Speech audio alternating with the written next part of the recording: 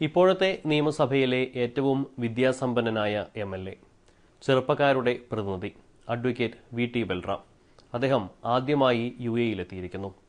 വി.ടി. ബൽറാമുമായുള്ള ഒരു ചെറിയ അഭിമുഖമാണ് അടുത്തത്. വി.ടി. ബൽറാം, തൃത്താല എം.എൽ.എ. ഓണാഘോഷങ്ങളിൽ പങ്കെടുക്കാനായി ഇദ്ദേഹം ഈയിടെ യു.എയിലെത്തി. ഇതാദ്യമായാണ് ബൽറാം ഒരു ഗൾഫ് രാജ്യം സന്ദർശിക്കുന്നത്.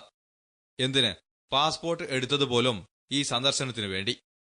ആദ്യമായി യു.എയിലെത്തിയപ്പോൾ ആകർഷിച്ചത് എന്ത് എന്ന ചോദ്യത്തിന് ഇതായിരുന്നു ഉത്തരം. എന്നെ ഏറ്റവും കൂടുതൽ ആകർഷിച്ച കാര്യം ഇവിടെ അടുക്കും ചിട്ടയാണ്. എല്ലാ കാര്യങ്ങളും വളരെ അടുക്കും ചിട്ടയോടുകൂടി നടക്കുന്നു. അതോടൊപ്പം ഇവിടുത്തെ ഒരു വേൾഡ് ക്ലാസ് ഇൻഫ്രാസ്ട്രക്ചറിനെ കുറിച്ച് ഒരുപക്ഷെ ഞാൻ ഇത്രയും പ്രതീക്ഷിച്ചിരുന്നില്ല. അപ്പോൾ അത് എന്നെപ്പോലുള്ള ഒരു ജനപ്രതിനിധിക്ക് ഇവിടെ നിന്ന് ഒരുപാട് കാര്യങ്ങൾ ആ ഒരു മേഖലയെക്കുറിച്ച് പഠിക്കാനുണ്ട് എന്നാണ് തോന്നുന്നത്. ചെറുപ്പക്കാരനായ എം.എൽ.എ. ആയതുകൊണ്ട് തന്നെ പലരും തുറന്ന അഭിപ്രായം പറയുന്നുവെന്ന് ബൽറാം. പ്രത്യേകിച്ചും ചെറുപ്പക്കാർ എന്ന നിലയിൽ മുതിർന്ന ആളുകൾക്കൊക്കെ വളരെ സ്നേഹത്തോടു കൂടി, വളരെ അടുപ്പത്തോടു കൂടി ഒരു ജനപ്രതിനിധിയോട് സംസാരിക്കാനുള്ള ഒരു അവസരം ലഭിക്കുന്നുണ്ട്.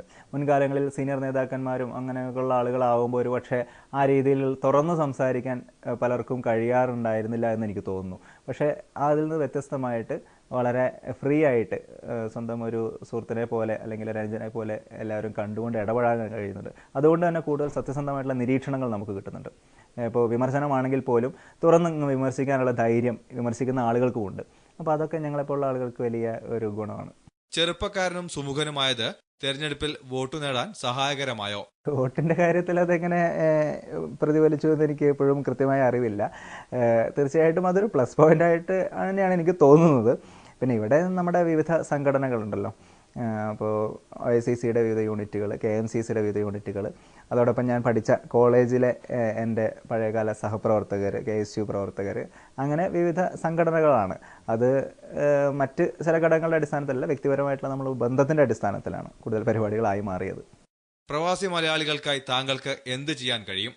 പ്രവാസി മലയാളികൾ ഇവിടെ ഉയർത്തുന്ന ആവശ്യങ്ങൾ ശരിയായ രീതിയിൽ അതിൻ്റെ ഉചിതമായ സ്ഥലങ്ങളിൽ ഉയർത്തുക എന്നുള്ളതാണ് ഒരു ജനപ്രതിനിധി എന്ന നിലയിൽ എനിക്ക് ചെയ്യാൻ കഴിയുന്ന കാര്യം.